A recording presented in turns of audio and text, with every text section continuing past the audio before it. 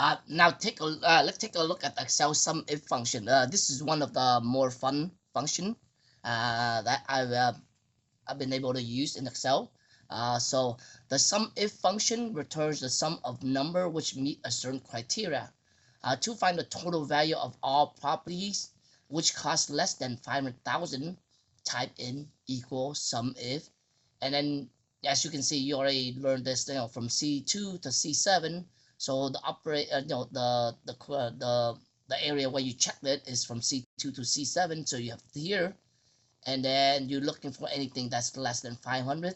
So put in a double quote, less than sign 500, and then double quote. Okay.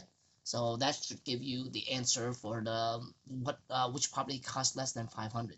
So SumIf, and then C2 to C7 again. Once you type that in, the select for you, and print double quote, less than 500. For a function like this, you don't really have to put it all cap. You can type in like lowercase, and it's still gonna work for you. Okay? Oh, sorry, got the double quote here. There we go. Okay, next. Okay, if an additional range argument is added to the end, the criteria is applied to the first range, and the second range is the sum. So to find the total value of property with 2 unit, type this. So first of all, this SumIf function, the first set of data is where you're comparing it with this value. So for here, you type in SumIf D2 to D7, it's gonna look, this is what it's gonna look, D2 to D7, right? It's gonna look everywhere from here to here, and then it's gonna check if any of them is 2. And if there are 2, then it's gonna add the value from C2 to C7. So for example, let's say if they go down, they see this as 2, they're gonna use the value 600. And then if they go down again, they see this as 2, they're gonna add you the value 400. So when you type in this, Excel will return 1000 for you. But this setup, it's just asking you to type in like the function for now. It's not gonna give you the answer, but it's just show you how to set it up, the SumIf function for this problem. So C7. So once I type in that, it should give me the correct answer because it select the right, D2 to D7, and then, kind of like the checking it is 2, and then adding to C2 to C7. Okay, so use the SumIf function to find the total of unit in San Diego. Alright, so let's hit the pause right here. Think of the formulas, and then once you get it, once you think you have it, come back and see if you get the right answer or not. So the right answer should be SumIf, right? So where do we look first? Find the total number of units. Total number of unit in San Diego. So first of all, you have to look for San Diego, right? So if you're looking for San Diego, it's going to be from B2 to B7. Right? Make sure you have a colon, and then comma. You're gonna look for what? You're gonna look for San Diego, so you put in San Diego, right? Comma, and then which one are you summing up? You're summing the total number of unit, so it's gonna be under D. Total number of unit, yes, not the value of it, but the number of units. So D2 colon D7. That's the right answer. Let's see. There we go. That's right. So if you got that right, pat yourself in the back. Okay? Congratulations. Alright, let's see. Move on. So SumIf function also use wildcard character. Now I have another video about wildcard character. So if you want to refresh on that, you can just go back to my channel and look up the video about wildcard character. But here's a refresh of it. So where the question mark can be replaced one character, but the asterisk can replace multiple character, right? So the SumIf function right here. So if you type this in, you see, they have asterisk in front of, space, space does count, and then avenue space A.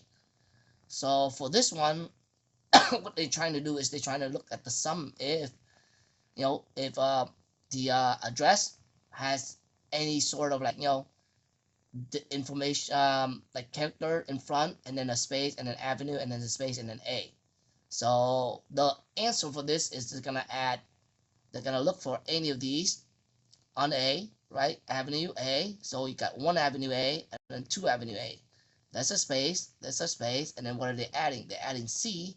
So they're actually adding the value of the property, which is 450 and 400, right? So that's what that equal formulas will give you.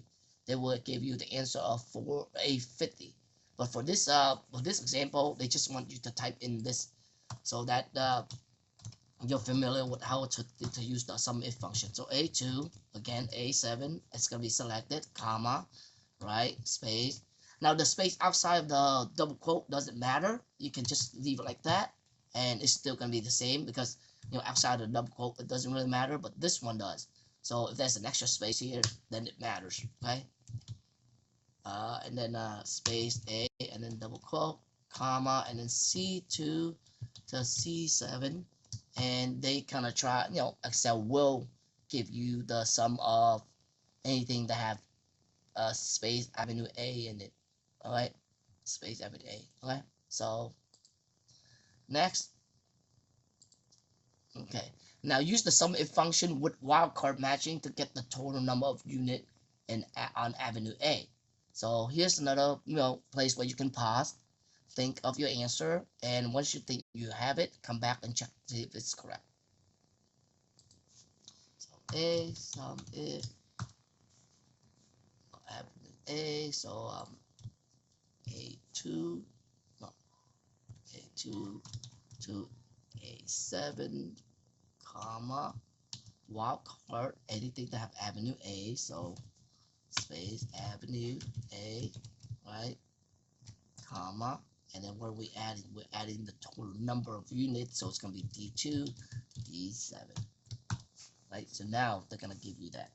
That's how you're adding all the number of unit in D, in the avenue A, right? So next, so SumIf function is not case sensitive. What would this be returned? Now another place for you to pause, think of your answer, and once you think you have it, come back and see if it's correct. So the answer for this is, you're looking at SumIf. Now B, column B mean everything under B, everything under column B. There's no limit on the row. So it's starting with like B1 to like B and 1 million, because Excel have a million rows. So check everything from B to B. If it has San Diego in it, which there's two of them here, two San Diego, then it add the D, which is this. So if you go first San Diego was 1, and then second San Diego was 4, so you add 1 and 4, which is 5. 5 should be the answer. So did you get that correct? If you do, pat yourself in the back. Congratulations. Let's move on. Good job. Okay, use the SumIf function to find the total number of units for property with less than 4 units. This is a bit tricky. Okay, pause and think it over. Once you think you have the answer, come back and play again, and then see if you get it right. So the SumIf function to find the total number of units for property with less than 4 units. So first of all, you started out with SumIf, right? And then what are you looking for? You're looking for something that has less than 4, right? Less than 4 units.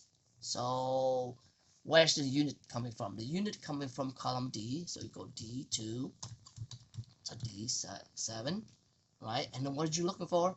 You're looking for less than 4, right? Not less than or equal to 4, but less than 4 only. So you put in the kind of the criteria, comma, and what are you summing? You're summing, find the total number of units, right? So it's going to be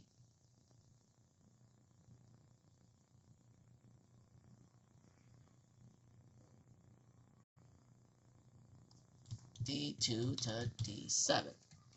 I have a feeling this might not be correct, but it might be a syntax error here because we're looking for the number of unit that's less than 4, and we're checking the same. So I think, yeah, with regular Excel they will give you like the what coming up, but for this one they might not. So let's see. I'm pretty sure I'm gonna get it wrong, but we should find the right answer in a second. See, again, for you only need to specify the ring once at the beginning of the for, so maybe that without the second, because the second is the same as the first. There we go. So see that? So since I already specifies the range, I don't need to redo it again, so I can just remove it at the end. But yeah, but in Excel, well, when you actually using the Excel, they will give you all the all the all the version of the SumIf so that you can figure it out easy. All right. So that's it for today. Hopefully see you next time. And if you have any question on any particular Excel formulas function, or you stuck in Excel and you need help, just leave me a comment and I'll try to answer it as soon as I can. Right. And with that, I'll see you next time. Thank you.